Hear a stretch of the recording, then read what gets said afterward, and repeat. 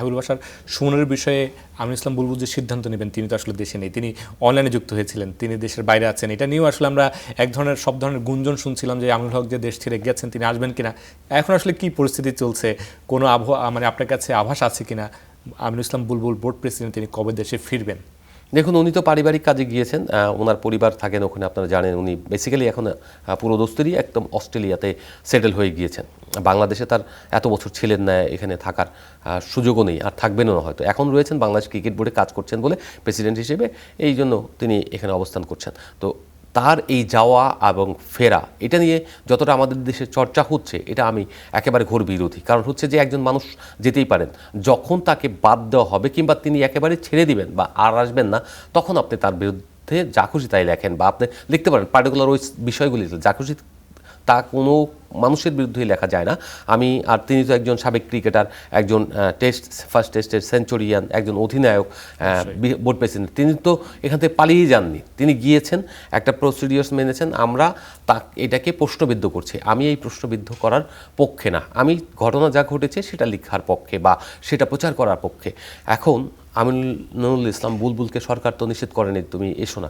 উনি যদি মনে করেন যে আমার ওখানে কমফোর্ট জোন নেই, আমি বেরিয়ে যাব, তো সেক্ষেত্রে এখানে এসে সবার কাছ থেকে আনুষ্ঠানিক বিদায় নিয়ে যেতে পারেন। এটাই তিনি করবেন, এই প্র্যাকটিসটাই হওয়া উচিত। আর যদি মনে করেন যে না, আমি আরও থাকতে চাই, বা নির্বাচন এখানে এই বোর্ড যদি আদালত বলে যে এই বোর্ড থাকবে না, এই বোর্ডে অনিয়ম হয়েছে, নির্বাচনে অনিয়ম হয়েছে, সেক্ষেত্রে সেটাও তিনি মেনে প্রসিডিওর্স অনুসরণ করে পরবর্তী নির্বাচনে তিনি দাঁড়াতেও পারেন, এমনও তো হতে পারে।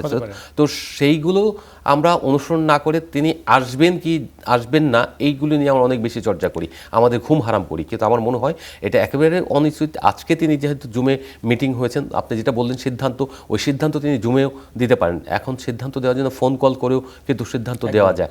সো এইগুলি কিন্তু কোনো যুক্তি না। আর একটা ব্যাপার হচ্ছে, আমি ব্যক্তিগতভাবে মনে করি কোনোভাবেই আমিনুল ইসলাম বুলবুলের অস্ট্রেলিয়া যাওয়া এবং তার না ফেরার গুঞ্জন বা সন্দেহকে মানে স্পার্কিং করা কোনো মানে হয় না। কারণ তিনি, আমার ধারণা তিনি আসবেন, যদি কোনো কিছু হয় ফেস করে চলে যাবেন। এমন না তো তিনি অন্যায় করেছেন এখানে। তিনি কিন্তু স্পষ্ট বলে গিয়েছেন যে তিনি আসবেন, কার্যক্রম যেভাবে চলুক। এবং আমরা এর আগে যেই রমরমা নিউজগুলো দেখেছি, সেখানে কিন্তু স্টার প্লে তার কথার বরাত দিয়ে ক্লিয়ার করেছিল যে তিনি তার পারিবারিক কাজে যাচ্ছেন, পরিবারের কাছে যাচ্ছেন, আবারও ফিরবেন, সেটাও কিন্তু আমরা জানিয়েছিলাম। এটা আপনারা জানিয়েছেন, দ্যাট ইজ গ্রেট। আবার এমনও শুনেছি তিনি একটা ভুল মানে মিসআন্ডারস্ট্যান্ডিং আমরা যেটা বলি, ভুলটা হয়েছিল, তিনি এয়ারপোর্টে গিয়েছিলেন, দ্যাট ইজ ট্রু।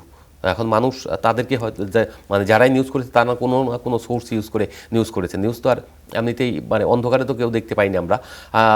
সেই জায়গা থেকে যে নিউজগুলো হয়েছিল সেগুলি কি একেবারেই ভুল তা না। আমি দেখেছি যারা করেছে তারা আবার দেখবেন ওখানে ক্ল্যারিফাইও করেছে, যে দুঃখ প্রকাশ করেছে, যে করছে। এটা কিন্তু একটা উদারতার একটা বড় প্রমাণ। আপনারা যেটা দিতে পেরেছেন যে উনি আছেন, বোর্ডে রয়েছেন, এগুলি নিয়ে অনেক রকম কথা আছে, মুখরোচক কথা আছে, আবার ভেতরে আরও কিছু কথা রয়েছে যেটা অসম্মান হয়ে যাবে এখন বলে ফেললে, ফাঁস হয়ে। একজন মানুষ আছে, উনি সম্মানিত ব্যক্তি, এখন ওনারকে নিয়ে যদি আমি একটা মন্তব্য করে ফেলি এই ন্যাশনাল চ্যানেলে এসে, একটা চ্যানেলে, তাও এটা অসম্মানের জায়গায় পৌঁছে যায়। তো আমি চাচ্ছি না যে কোনো একটা বিষয় উপস্থাপন করে তিনি অসম্মানিত হোক সেই জায়গা থেকে, বা অন্যরা এটাকে মুখরোচক বানাক। কিছু না কিছু তো বটে, যা রটে তার কিছু তো বটে, এই কথা তো মানে অবশ্যই।